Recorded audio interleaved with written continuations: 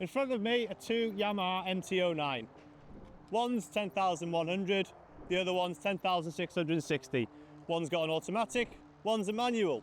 Which one should you buy? I'm Liam and this is Moto Planet.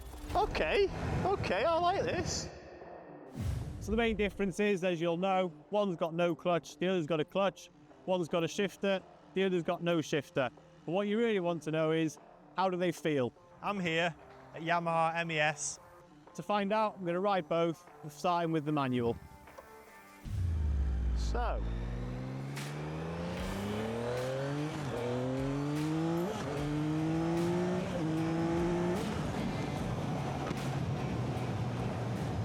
see, now to me, motorbikes are all about engagement. You've got a clutch and you've got a little shifter at the bottom there. That to me is what it's about. It's about that, dropping it down, power on, up the gears. It's the engagement, it's the controlling of the bike, it's clutch, switch. But obviously it's not fully automatic, there will be switch gears to go up and down, so there's that.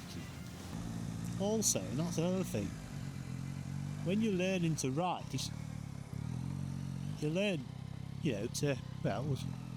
let's test out my Mod 1 skills. So you learn to keep it busy and you use the clutch. You know, that's how I was taught. You keep the engine busy, beep and creep. Of course, motorbikes aren't always like that with everybody. Some people ride them purely for commuting, food deliveries, all that sort of stuff. So who knows, maybe it's going to come in quite handy for those. But for the hobbyist, for the enthusiast, I don't know.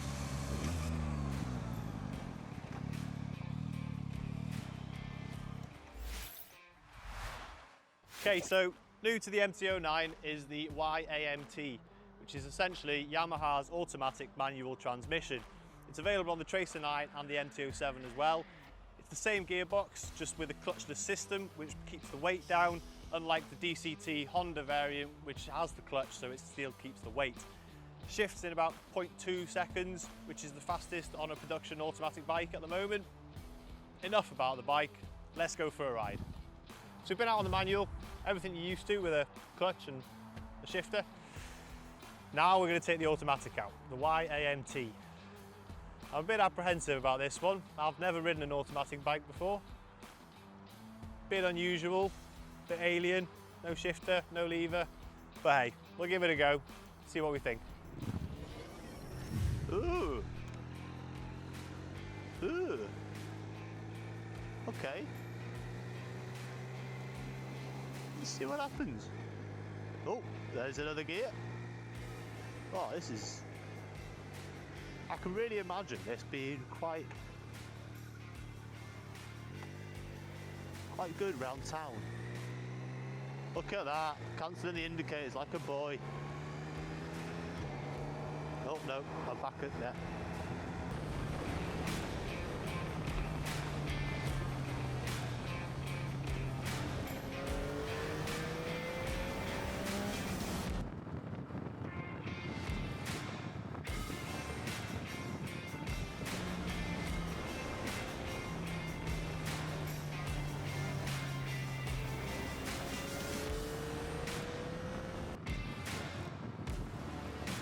Right then.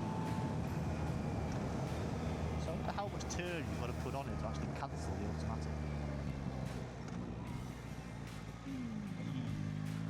Okay, cancel, cancel, cancel, cancel.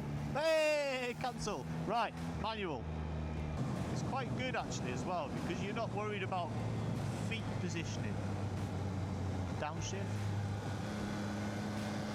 Whereas normally you'd have to move your feet around. Slow it down. Now does it downshift itself in manual just when you're going too slow? No, because you can do 18 mile an hour in third. I think once you get used to where your fingers are going, I think that's alright, but it's just that there, the downshift button, it's a little bit tricky. However, I am told it's on a rocker, so you can just sort of up, down. or you can push it. Oh, ponies! Hello! Let's say hello to my pony.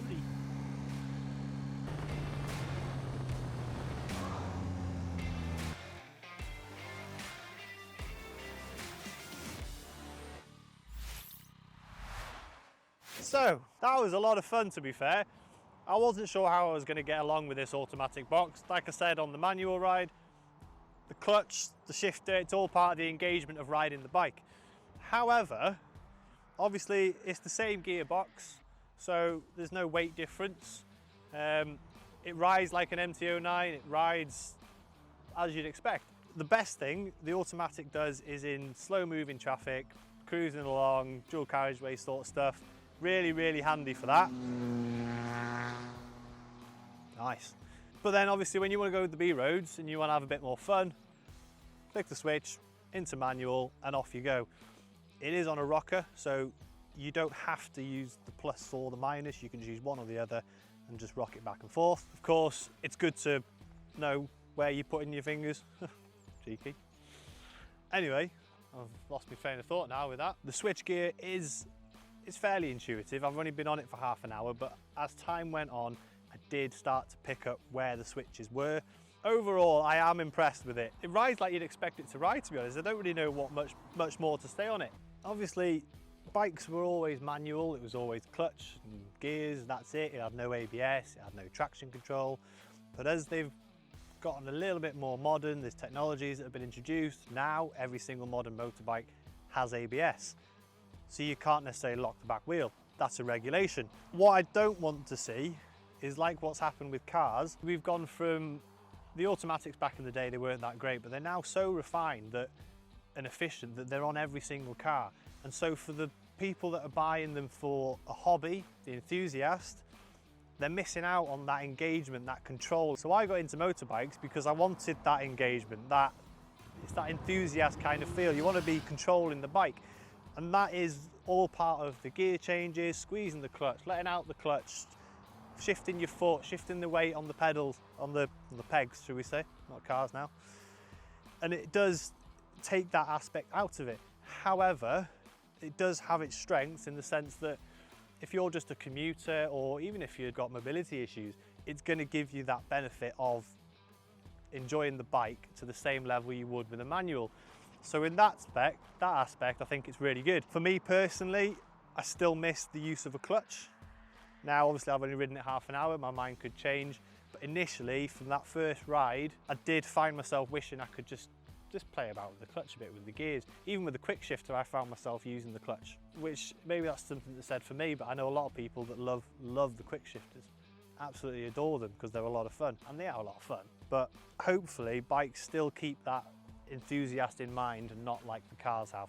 Hopefully they keep the manual boxes and whatnot. Now, I do want to touch on one thing, the aesthetics of the bike. Everybody knows the traditional look at the front of the bike. You've got the brake lever, the clutch lever, looks good, symmetrical, perfect. Now, obviously with this, it doesn't have the clutch lever. I would be inclined to maybe add an aftermarket clutch lever just for the aesthetics of the bike and keep the symmetry. And of course, if you wanted one of those, you can get one at motoplanet.co.uk. But overall, I think it might be something you get used to over time, but for the moment, I do think it just looks a little bit off. Pros and cons to it all, it's up to you what you'd prefer. If you're a commuter, automatic. If you're a hobbyist, enthusiast, you're probably going to want to go with a clutch. So, we've spent the day on it, we've had some fun. Now, initially, at the start of the video, I was very optimistic, quite fond of it to be honest with you, but now the novelty's worn off, I took a trip into town to fuel up. Sadly, that wasn't on camera. Anyway, tooting along in automatic. The downside of that automatic box is when you're going through town and any change in speed by 10 mile an hour or so, you're up a gear, down a gear, up a gear, down. And you can hear the clunk and you can feel it. So it's obviously not as refined as what you get with the Honda, the DCT, but then that's not what this bike's about. This bike's about that hooliganism, that toy, playful ride. It is something worth mentioning. So initially I could see why I'd buy one. Honestly now I think if it was a choice of the manual or the automatic, I'd probably go with the manual. Another thing, keyless ignition, keyless start.